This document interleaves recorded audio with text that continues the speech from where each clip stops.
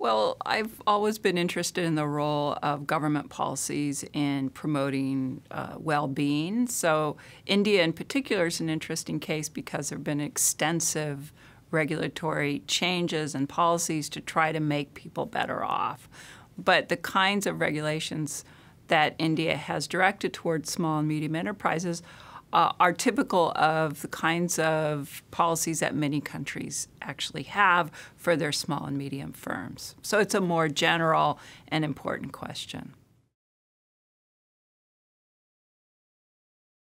So the key findings for this research, which, as you mentioned, is co-authored with Shanti Nataraj and Leslie Martin, the key finding of that research is that the promotion of small and medium enterprises by reserving certain products only for them didn't have the expected results. So the idea behind the Indian government's policies, which were known as small-scale reservation, was to take a large number of products, maybe 1,000 products, and only small and medium enterprises could produce them. This was try to foster these small firms. So it was expected that by removing those policies, which the Indian government did in the 2000s, they got rid of all of them, we would have thought that actually firms would suffer and wouldn't grow as quickly. The result is quite surprising. What the result shows is that on net, employment and wages actually grew faster once these restrictions were removed. What our research shows is that employment generation is really focused on either young firms, new firms, or larger enterprises. And you might wonder, why is it that employment is being generated in India by these younger firms or these larger firms when conventional wisdom suggests that it would be small and medium enterprises would be the source of growth? Well, we think that the reason we're getting these unexpected findings is because essentially young firms are really the key innovators in India, probably in other countries as well.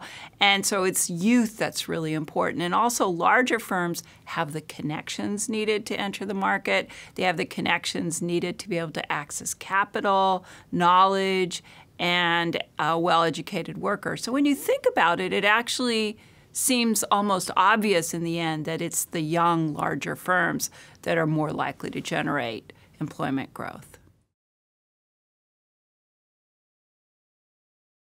We think that our research really has much broader applications. Although, of course, India is an extremely important country, we think this research is also relevant to many other countries, including countries like the United States and countries like France and many other countries which really promote small and medium enterprises.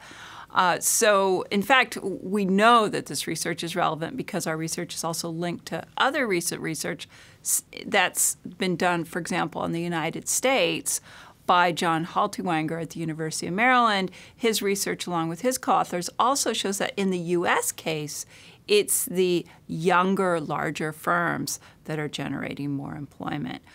The advantage of our research is that we actually have what's called a natural experiment, the elimination of a regulatory framework, which allows us to look at before and after, which other researchers have not been able to exploit to understand this problem.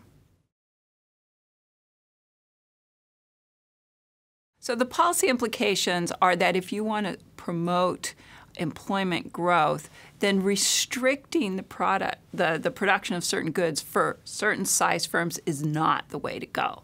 The way to go would be to encourage entry by younger firms or to encourage larger enterprises, and that's more likely to yield the kind of outcomes that governments are looking for.